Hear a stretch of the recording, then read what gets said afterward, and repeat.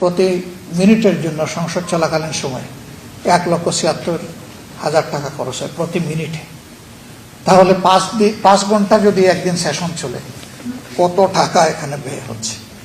এটি তো আমার বাপ দাদার টাকা না, যে ইচ্ছা করে আমার যা ইচ্ছা তাই এখানে গিয়ে বললাম।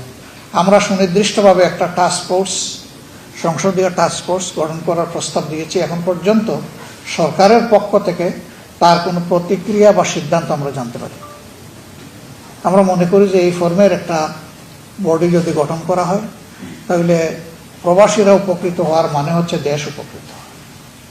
তাদেরকে মূল্যায়ন করলে তারাও দেশকে সবকিছু উজাড় করে মূল্যায়ন করবে, এটাই স্বাভাবিক, এটা তাদের পাওনা। তো আমরা সেই অপেক্ষায় আছি। আর একটা নোটিশ আমরা দিয়েছিলাম, কিন্তু সেই নোটিশটা নিয়ে গড়িমসি করা হচ্ছে। সীমান্তে পুশিং এই সমস্যা, আমার নোটিশদাতাকে ডেকে নিয়ে বলা হয়েছে যে এটা সেন্সিটিভ ইস্যু, আপনি একটু উদ্যোগ করেন। তিনি বলছেন আমি উদ্যোগ করবো না। সেন্সিটিভ ইস্যু বলেই তো আমি আলোচনা করতে চাই, দেশের স্বার্থে, স্বাধীনতা সার্বভৌমত্বের স্বার্থে। একবার নোটিশ দেওয়া হলো 14 তারিখ এটা আলোচনায় আসবে, নোটিশ আমরা পেয়ে গেলাম, তারপরে আবার এটা প্রত্যাহার করে এটা বাদ দিয়ে আবার ওই দিনের কার্যসূচি ঠিক করা হলো। তো আমরা চেষ্টা করছি জনস্বার্থে এখানে মুভ করার জন্য। ব্যক্তি কিংবা দলকে আমরা প্রাধান্য দেব না। এখানে দল আমাদের কাছে কোনো বিবেচ্য বিষয় না, ব্যক্তিও কোনো বিবেচ্য বিষয় না। আমাদের হচ্ছে দেশ এবং দেশের জনগণ, এই দুইটা স্বার্থের বাইরে আমরা সংসদে 1 মিনিটও খরচ করতে চাই না। এবং আমরা এও বলেছি, সংসদীয় আচরণে আমরা অতীতে দেখেছি,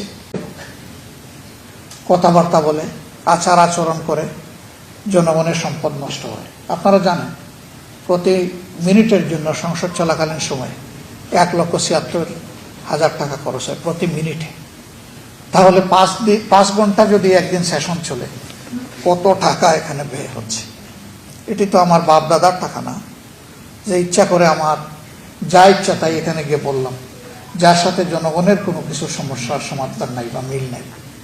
আমরা এটা করতে নিষেধ করেছিলাম মাননীয় স্পিকার, যে ব্যক্তিগত চরিত্র হনন, দলের চরিত্র হনন এবং কারো মনোরঞ্জন করার জন্য প্রশংসা স্তুতি এইগুলা যেন এখানে বাদ দেওয়া হয়।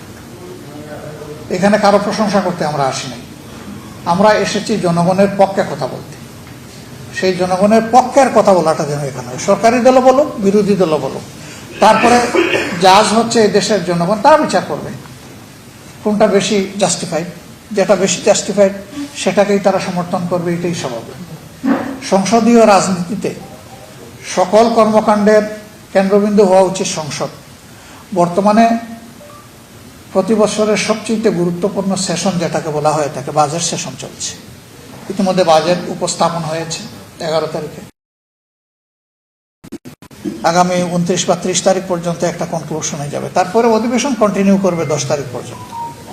কিন্তু বাজেট সংক্রান্ত বিষয়ে চূড়ান্ত রূপ পাবে আমরা আশা করছি 29 বা 30 তারিখের মধ্যে। এই জায়গায় বাজেট পেশ হয়েছে গত